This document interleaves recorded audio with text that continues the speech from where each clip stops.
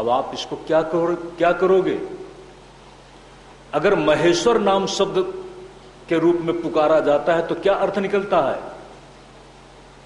महेश्वर। अगर महादेव कहा जाता है तो आपके दिमाग में कौन आता है? कौन आता है? महादेव जब बोलते हैं तो आपके दिमाग में कौन आया? भगवान नारायण आए हैं? नहीं आए। भगवान ब्रह्मा आए? तो महादेव जब बोला तो कौन आए? बाबा जी। ध्यान देना, दूसरे सब देव हैं और बाबा जी महादेव हैं। दूसरे सब ईश्वर हैं, लेकिन जब महेश्वर कहा जाता है तो आपके दिमाग में कौन आता है? बाबा जी, महेश्वर। तो ये जिसको महिमा प्राप्त है, तो उस महिमा मैं को हम ना स्वीकारें, ये अपनी ही क्षुद्रता होगी। उनको तो स्वीकारना ही पड़ेगा। तो बाबा जी महेश्वर क्यों हैं और महादेव क्यों हैं? महाशब्द जिसके आगे लगा दिया जाता है, अगर सज्जनों किसी को कहा जाए ये पंडित है, तो आप कहेंगे बड़ी अच्छी बात है। और किसी को कहा जाए ये महापंडित है, तब आपको क्या ख्याल होगा? महाशब्द लगा देने का मतलब है और भी बहुत बड़ा।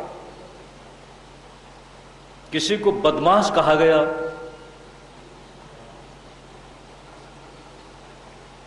किसी को बदमाश बताया जाए तो दूसरे ने कहा ये बदमाश नहीं, ये महाबदमाश है।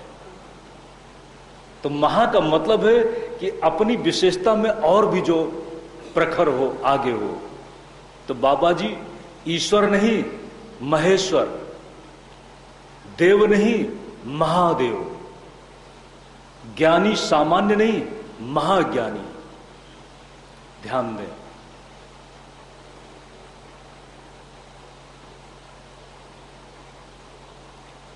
संसार ब्रह्मा ने बनाया। भगवान नारायण ब्रह्मा को नाभि कमल में मानो धारण किए हुए थे। संसार जब बन गया, सृजन हो गया, तो भगवान नारायण स्वयं इसका पालन करने लगे। ध्यान दें सज्जनों, बनाने वाला और चलाने वाला ज्यादा बलवान किसको माना जाएगा? बनाने के साथ साथ चलाना ज्यादा महत्व रखता है।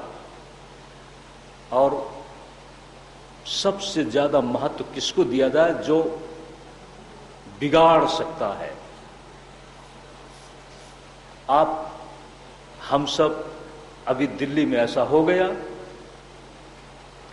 बड़ी बड़ी इमारतें लोगों ने बनाया और लोगों ने उनको चलाना उचित समझा, चलती रही। और अभी अभी कुछ समय हमने पहले सुना कि उनको गिरा दिया गया। तो गिराने वाला कौन? गिराने वाला ज्यादा बलवान हुआ ना। तो इस संसार को संहार के कर्म से जो सब खत्म कर देने वाला है, इसलिए उसको कहा महेश्वर, महादेव। ध्यान दें, लेकिन भगवान नारायण का वह ज्यादा इसलिए स्मरण करते हैं क्योंकि नारायण इस संसार के सृजन में फिर से संकल्प करते हैं। इसीलिए भगवान शंकर और नारायण के बीच में बड़ा तालमेल है। नारायण किसका स्मरण करते हैं?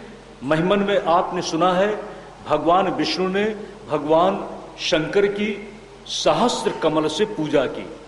हरिस्ते सहस्त्रम कमल बलिमादाय। सहस्त्र कमल से पूजा की। नारायण का अवतार जो भी विशेष अवतार है राम और कृष्ण के रूप में, भगवान श्री राम ने रामेश्वरम की स्थापना की और भगवान श्री कृष्ण ने भगवान शंकर के पंचाक्षरी मंत्र की साधना की थी, उपमन्यु को गुरु बनाया था। ओम नमः शिवाय, ओम नमः शिवाय, ओम नमः शिवाय, ओम नमः शिवाय। आप सब लोग बोलो ओम नमः शिवाय, ओम नमः शिवाय, ओम नमः शिवाय, ओम नमः शिवाय, ओम नमः शिवाय, ओम नमः शिवाय, शिवाय,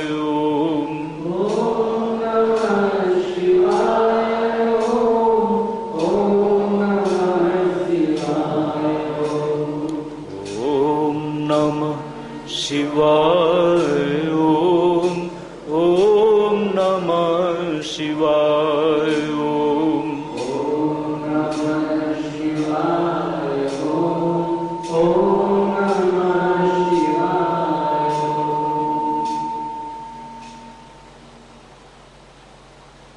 शिव की आराधना सभी ने की। भगवान राम, भगवान कृष्ण शिव नाम से बहुत प्रसन्न होते हैं। उन शिव के द्वारा परस्पर संबंध नारायण को अहरनिश वो अपने हृदय में बसाए हुए हैं। इसीलिए भगवान राम ने कहा है, शिवद्रोही मुझे कभी पा नहीं सकता, शिवद्रोही मुझे स्वप्न में भी भाता नहीं है।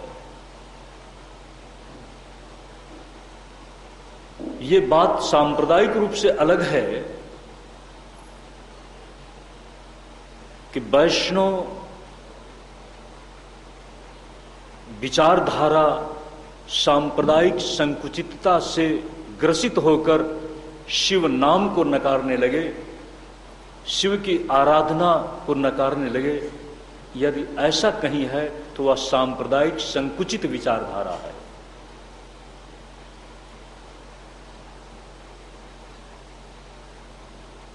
परम वैष्णव स्वयं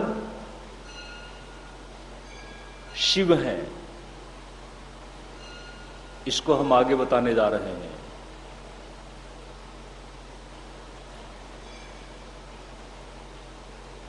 शिव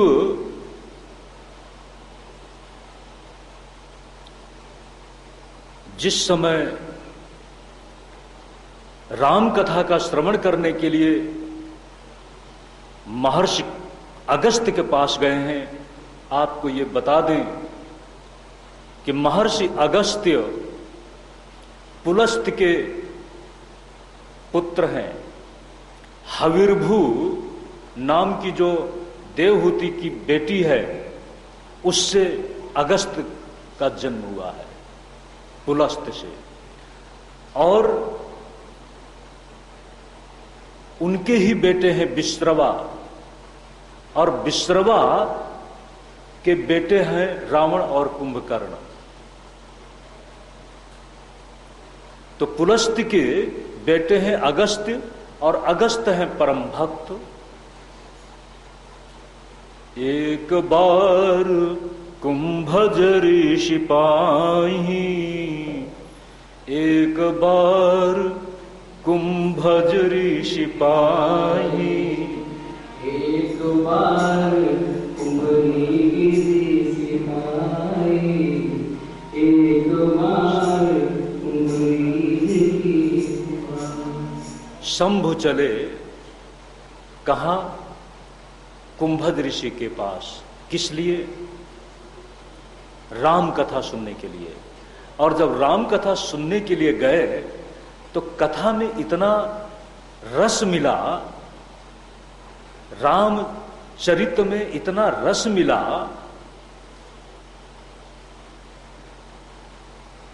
कि चारों तरफ राम में सब कुछ दिखने लगा। और इसी के साथ सज्जनों, जब बड़ी गहरी प्रीति होती है तो उसका दर्शन हो जाता है। ये कहानी कब की है? त्रेता युग की है। एक शब्द मैंने छोड़ दिया था,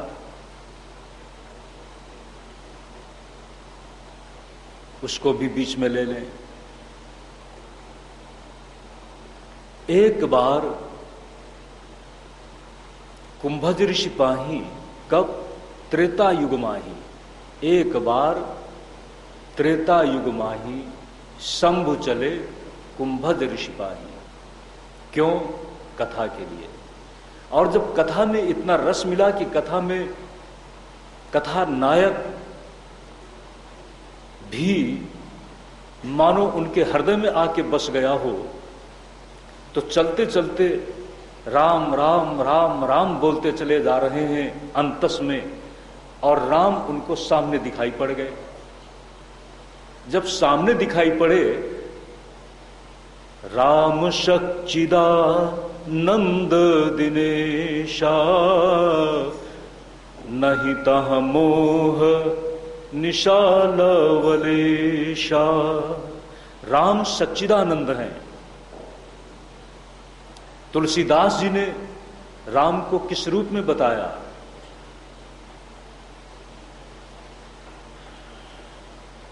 वंदे हम तमशेष कारण परम रामाख्यमीशम हरिम। जो इस अशेष जगत का कारण है, संपूर्ण जगत का कारण है। कारण कौन है इस संसार का? सच्चिदानंद ब्रह्म। और वो जो सच्चिदानंद ब्रह्म कैसा है? यन माया वशवर्ति विश्वमखिलम ब्रह्मादि देवासुरा। वह सच्चिदानंद ब्रह्म ही यहां पर राम के रूप में लीला कर रहा है। राम और ब्रह्म में फर्क नहीं है। ब्रह्म है ज्ञानियों के संदर्भ में, और राम है भक्ति के संदर्भ में। और बाबा जी तो ज्ञान और भक्ति दोनों के परम आचार्य हैं। ध्यान देना सज्जनों, जो जितना ही पहुंचा हुआ होगा अपनी दृष्टि में एकांगी नहीं होगा। अगर ज्ञानी केवल ज्ञान की प्रशंसा करे, भक्ति की उपेक्षा करे, तो उसने ज्ञान के मर्म को जाना नहीं। और भक्त अगर केवल भक्ति की ही बात सुने और ज्ञान की अवहेलना करे, तो इसका मतलब है कि अभी उसने भक्ति के तत्व को, रहस्य को समझा नहीं। बाबा जी ज्ञान और भक्ति ये तो उनके अंतरंग दोनों ही समन्वित पक्ष हैं, और योग तो उनके जीवन में झलक रहा है।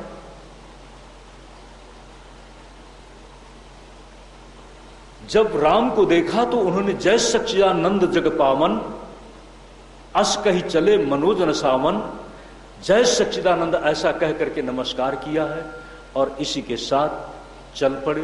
तो सती जी ने कहा कि आपने ये नमस्कार जो किया है ये कौन है?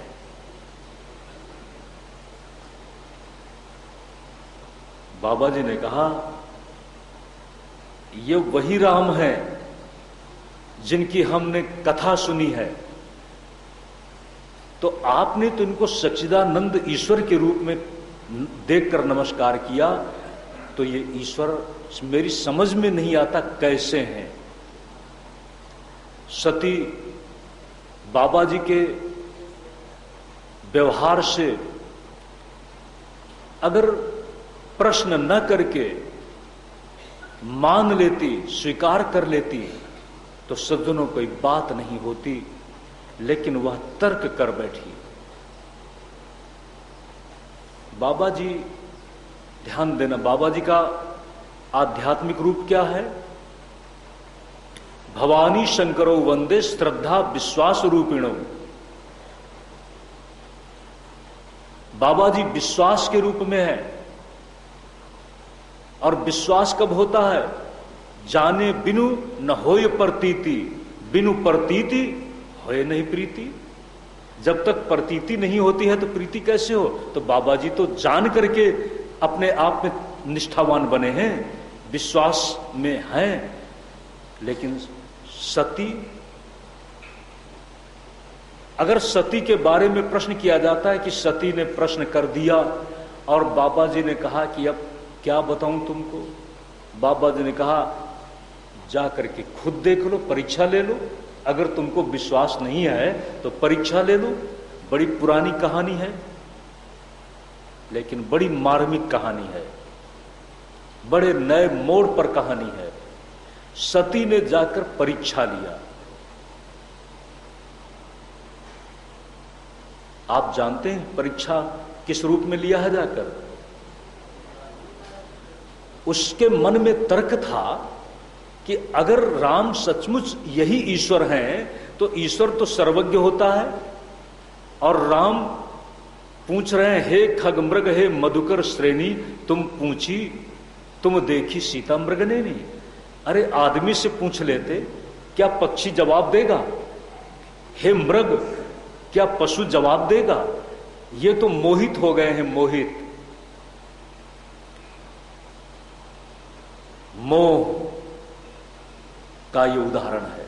सती के मन में तर्क हुआ और उस तर्क के साथ, जिसके अंदर तर्क पैदा हो जाए तो विश्वास तो यही कहेगा कि मैं तो जान करके विश्वास कर रहा हूं, तुमको जानना है तो परीक्षा कर लो। सती जब परीक्षा करने के लिए गई तो उसने सीता का रूप बना लिया। अच्छा ये बताइए, आपकी समझ से वो कैसे परीक्षा करती? आप अपने आप को बहुत बुद्धिमान मानते हैं ना। बहुत से लोग कह देंगे हां, क्या जाने की जरूरत थी, और परीक्षा ही लेना था तो सीता का रूप बना लेने की क्या जरूरत थी? आपकी समझ की मैं परीक्षा ले रहा हूं, आपकी समझ के अनुसार किस रूप में जाकर परीक्षा लेनी चाहिए थी? क्या है आपके पास उत्तर?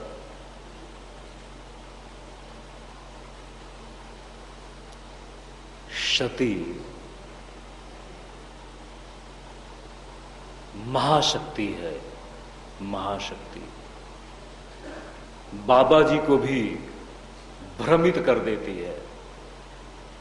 बाबा जी के भ्रम को अभी तोड़ेगी, आगे तोड़ेगी। उसने सीता का रूप बनाया।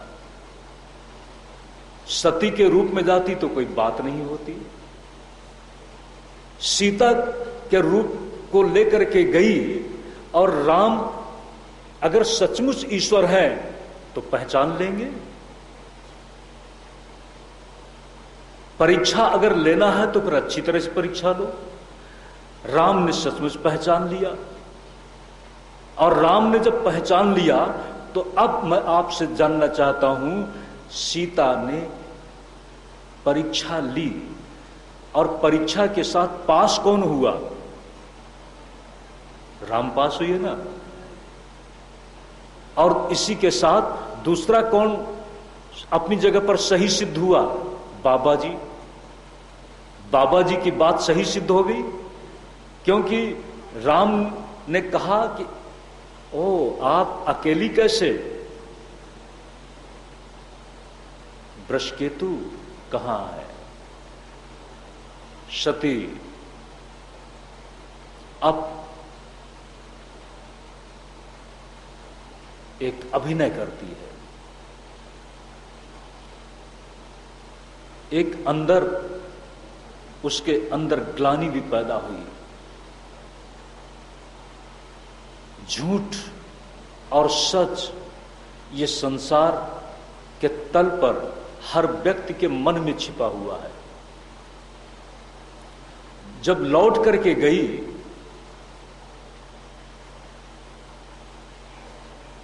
लौटने से पहले उसने देखा था चारों तरफ सीताराम, सब राम राम दिखाई पड़ रहे हैं चारों तरफ। ध्यान दे सज्जनों, सीता की इस परीक्षा ने, सती की इस परीक्षा ने लौकिक स्तर पर एक मायामय जो रूपधारी ईश्वर राम अपने आप में सती की परीक्षा कसौटी बनती है, और उस कसौटी में राम अपने आप को ईश्वर के रूप में सिद्ध कर देते हैं। राम का ईश्वरत्व तो सिद्ध हुआ, लेकिन जब सती वापस लौट करके जाती है, बाबा जी ने पूछा परीक्षा हो गई? तो उसने कहा मैंने कुछ परीक्षा नहीं लिया, कछु न परीक्षा लीन गोसाई, ऐसा उसने कह डाला। आप कहेंगे ये तो बहुत खोटी बात हुई, परीक्षा लिया और कहते हैं कि मैंने परीक्षा नहीं लिया। बाबा जी के मन में उसी के साथ ग्लानि हुई।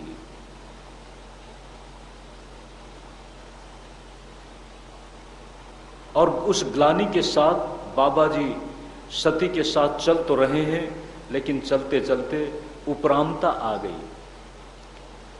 व्यवहार तो करना है, लेकिन अब व्यवहार में परिवर्तन आ गया। कहते हैं कि बाबा जी उस सती को विशेष आदर देने लगे, सती के सम्मान की तरफ ख्याल होने लगा, भाषा बदल गई। ध्यान देना सज्जनों, जब व्यक्ति के अंदर के विचार बदलते हैं तो इसी के साथ साथ व्यवहार में फर्क आने लगता है। लेकिन एक घटना और आगे मोड़ लेती है। दक्ष ने एक विशेष यज्ञ किया था, और जब दक्ष की तरफ से कोई निमंत्रण नहीं आया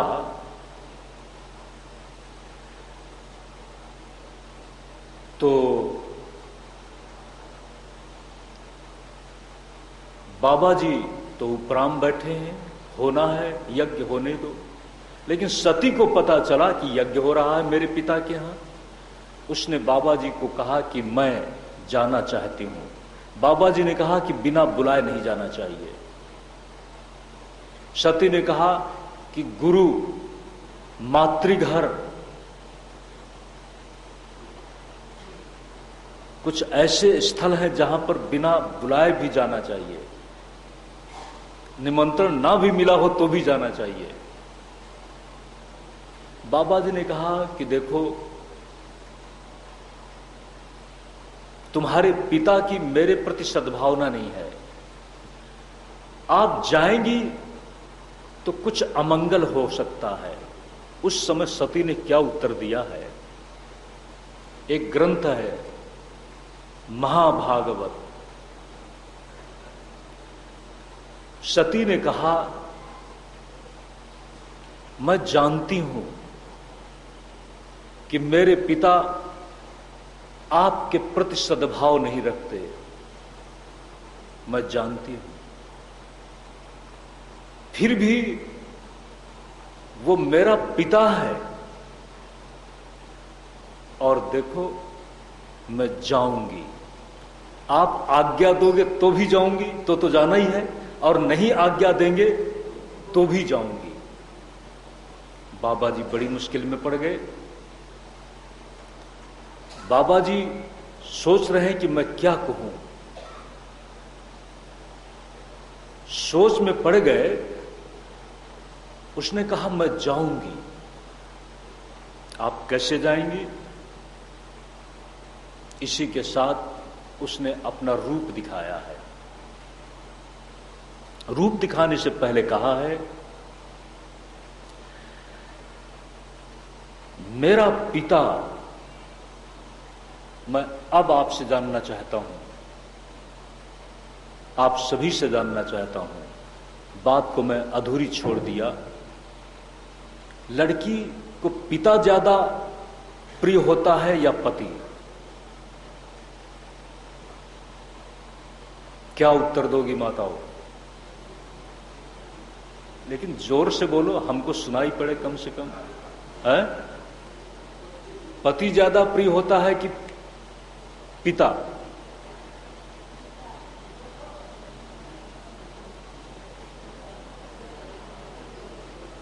जिसके साथ जीवन चल रहा है,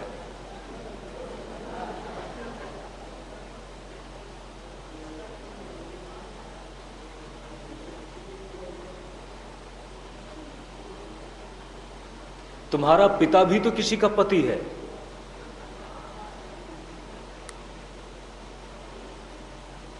तो पति ही सर्वस्व है। लेकिन सती ने कहा, मैं अगर मेरा पिता सचमुच अपराधी है तो मैं उसको दंडित करूंगी। मैं सती हूं, जिसकी सत्य में प्रतिष्ठा हो। मेरे सामने अंधकार नहीं रह सकता, मेरे सामने संशय नहीं रह सकता, मेरे सामने छलना नहीं रह सकती, मेरे सामने अपराध नहीं रह सकता। मैं सती हूं। और उसी समय बाबा जी देखते हैं अपने सामने सती का रूप बदल गया। महा आद्या शक्ति महाकाली सामने खड़ी है। महाकाली सामने खड़ी है। जिधर जिधर चारों दिशाओं में देखते हैं तो उसके रूप बदलते चले गए। एक तरफ महाशक्ति तारा, दूसरी तरफ भैरवी, किसी पीछे की तरफ छिन्नमस्ता, कहीं बगलामुखी। 10 महाविद्याओं के रूप में 10 दिशाओं में जिधर जिधर अब महाकाली को देखकर बाबा जी भागने लगे। ध्यान देना सज्जनों, इस संसार को चलाने वाली महाशक्ति है कोई, महाशक्ति। उस महाशक्ति के सामने बाबा जी अब सोचते हैं, अब मैं कहां जाऊं? उनका मार्ग अवरुद्ध हो गया। न ऊपर जा सकते हैं, न नीचे जा सकते हैं, न उत्तर की तरफ जा सकते हैं, न दक्षिण की तरफ जा सकते हैं, न पूर्व जा सकते हैं, न पश्चिम जा सकते हैं। शिव का महेश्वरत्व उसने अपने शासन में सीमित कर दिया, कीलित कर दिया। बाबा जी को मानो वो कहती है, मैं इस जगत को चालित करने वाली जो परम पराशक्ति है, जिससे जगत का उद्भव है, मैं पराशक्ति हूं, मैं ही अपराशक्ति हूं। लेकिन आपको बताएं, शिव के साथ कौन रहेगा? आपने बाबा जी का नाम सुना है ना, शिव। शिव का अर्थ क्या होता है? कल्याण। और शंकर का अर्थ क्या होता है? जो सुख करे। शंकर का अर्थ होता है सम करोतीति शंकरः, और शिव का अर्थ होता है कल्याण। अच्छा, एक बात बताइए, झूठ से आपको सुख मिलेगा? नहीं मिलेगा। कोई आपको झूठे व्यवहार से थोड़ी देर के लिए लुभा सकता है, लेकिन आपका कल्याण होगा? थोड़ी देर के लिए आप मुग्ध हो गए, लेकिन उस झूठा मृग सीता को लुभा लेता है, लेकिन सीता का अमंगल उस झूठ के कारण हुआ। झूठ थोड़ी देर के लिए तुम्हें छलना के साथ लुभा सकता है, लेकिन उसमें कल्याण नहीं होगा। सुख से भी महत्वपूर्ण है कल्याण। शिव रूप में वह कल्याण करने वाले हैं, लेकिन कल्याण की शक्ति कौन बनेगी? सत्य। इसलिए बाबा जी के पास बाबा जी की शक्ति के रूप में कौन है? सती। और ये सती वही है जिसको महामाया के रूप में बताया। जब बाबा जी को उसने अपने चारों तरफ रूप दिखाए, बाबा जी भयभीत हो गए। उस समय उसने कहा, शक्ति ने कहा, मेरी ही महिमा में सब कुछ प्रतिष्ठित है। दक्ष मेरा पिता है, बेटी सेतु है। बेटी दो परिवारों के बीच में सेतु होती है। जन्म तो उसका पिता से होता है, लेकिन जीवन उसका पति के साथ जुड़ा हुआ होता है। मेरा कर्तव्य है कि यदि पिता भटक गया है, सत्य किसी को भी नहीं क्षमा करता।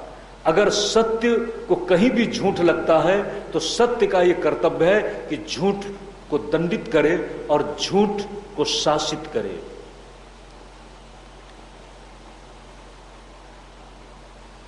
सत्य कृत्रिम रूप को सहन नहीं कर सकता। मैंने परीक्षा नहीं ली थी, मैंने सत्य को उद्घाटित किया, क्योंकि मेरा स्वरूप ही सत्य के साथ में। कल्पना करिए, जब आप सती शब्द बोलते हैं तो दो, एक तो अक्षर है, दूसरा है शब्द। सत क्या है? सत के बिना सती बनेगा? सत, और सत जब ई से मिल जाता है तो ई के मिलने के साथ ही वह महाशक्ति का रूप ले लेता है। सत ब्रह्म है, लेकिन ब्रह्म तो निर्गुण निराकार है, कारण है। जब तक ई के साथ सत नहीं जुड़ता तब तक संसार नहीं है। सत के साथ जैसे ही ई जुड़ता है, इसी के साथ ब्रह्म रूपी सत ईश्वर बन जाता है। उसने कहा, मैं ही तो ईश्वर का सृजन करती हूं। तो मेरे सामने कृत्रिमता नहीं रह सकती, मेरे सामने सत्य उद्घाटित ही होगा। इसी के साथ ये सत्य और सत्य की अधिष्ठान भूता जो महाशक्ति है, बाबा जी की दिग्मूढ़ अवस्था को देखकर अपने आप को फिर से सामान्य रूप में बदल दिया। सामान्य रूप में बदल देने के बाद फिर उसने कहा, अब मुझे आप आज्ञा देते हो कि नहीं देते हो? ध्यान देना सज्जनों, बहुत ही महत्व की बात है। पत्नी को पति की आज्ञा से चलना चाहिए। पत्नी को पति की आज्ञा से चलना चाहिए। उस समय सती ने फिर से कहा कि अब मुझे आप आज्ञा देते हैं कि नहीं देते हैं? सती जब गई है तो आज्ञा लेकर के गई है। आप कहें ऐसा क्यों किया? अगर सती ऐसा नहीं करती तो पत्नी का रूप क्या है? पत्नी का जन्म होता है। एक युवती जब अपने पूरे व्यक्तित्व को, अपनी स्वतंत्रता को किसी के साथ जोड़ देती है, किसी में समर्पित हो जाती है, तो इसका मतलब है कि अब वह किसी की अनुगामिनी हो गई, किसी की इच्छा के अनुसार अब उसकी इच्छा होगी, किसी के साथ अब वह अनुसरण करने वाली होगी। आज्ञावशवर्तिनी। पत्नी का आदर्श आज्ञावशवर्तिनी के रूप में है। अगर सती चली जाती, ऐसे नहीं गई, आज्ञा लेकर के गई है। बाबा जी ने कहा ठीक है। ध्यान दें, ये सती जब गई है तो आगे की कथा आपने सुना है।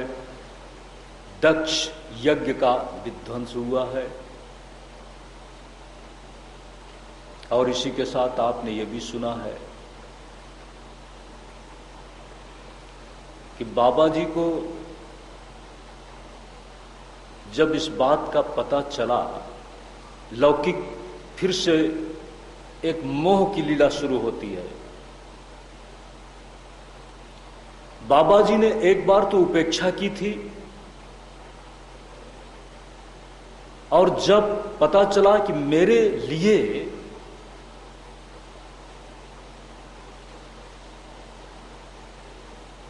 अपने आप को उसने नष्ट कर दिया, मेरे अपमान को वह सहन नहीं कर सकी। ध्यान देना सज्जनों, सती ने दक्ष यज्ञ में सबसे पहले जाकर यह देखना चाहा कि शिव का स्थान कहां है। शिव का स्थान, जब शिव का स्थान उसने नहीं देखा तो इसी के साथ उसने पति का अपमान मेरे सामने हो।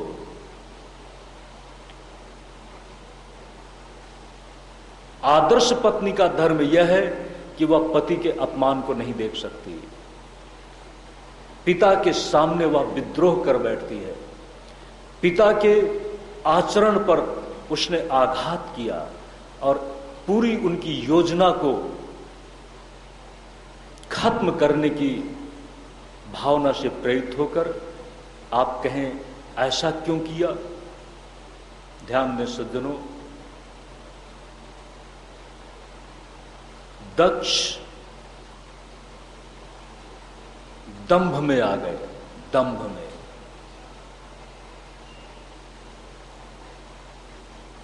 ईश्वर को नकार करके, ईश्वर की व्यवस्था को अगर नकार करके कोई चलता है सज्जनों, तो वो अपराध है। शक्ति कभी क्षमा नहीं करती। पिता का वह यज्ञ था केवल एक दंभ किसे कहते हैं, जो प्रदर्शन के लिए किया जाए, जो अपने अहम की प्रतिष्ठा के लिए किया जाए, और जो देव प्रीति के लिए किया जाता है तो उसकी एक विधि होती है। और जब व्यक्ति अपने अहम में करता है तो विधि की अवहेलना होने लगती है। यज्ञ में बाबा जी का निश्चित स्थान है, लेकिन स्थान की अवहेलना हुई। सती सत्य की नियामक अधिष्ठात्री महाशक्ति है। पिता का ये दंभ उसे सहन नहीं हुआ। पिता की ये यज्ञ की व्यवस्था उसको पाखंड के रूप में नजर आया। इसी के साथ उसने पिता के यज्ञ को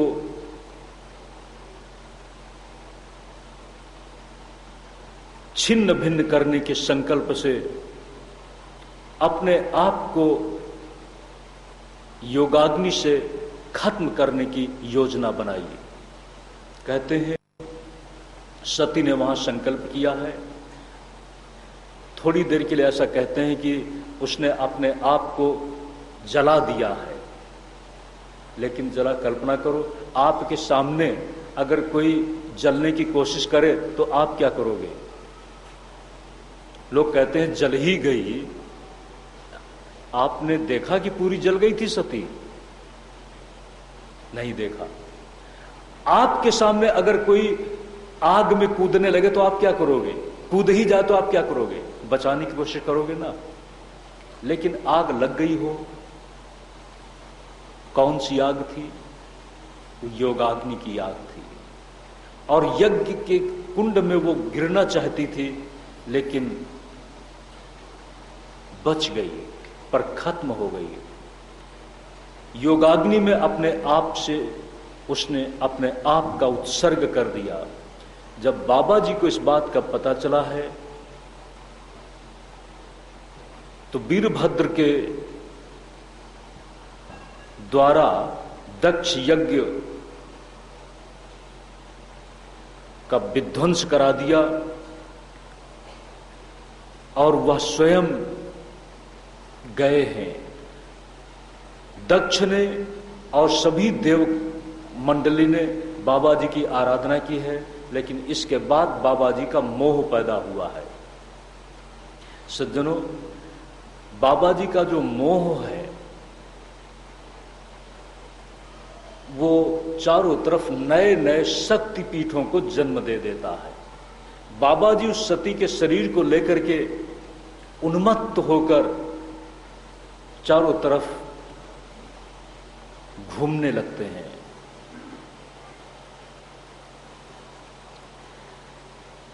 जब चारों तरफ घूमने लगे, ऐसा लगता है कि संसार का ही प्रलय हो जाएगा। उस समय भगवान विष्णु ने, कहते हैं, अपने सुदर्शन चक्र से जब बाबा जी सती को अपने कंधे में लेकर के घूम रहे हैं उन्मत्त होकर, तो धीरे धीरे एक एक टुकड़ा करके छिन्न भिन्न कर दिया। और बाबा जी को पता नहीं चला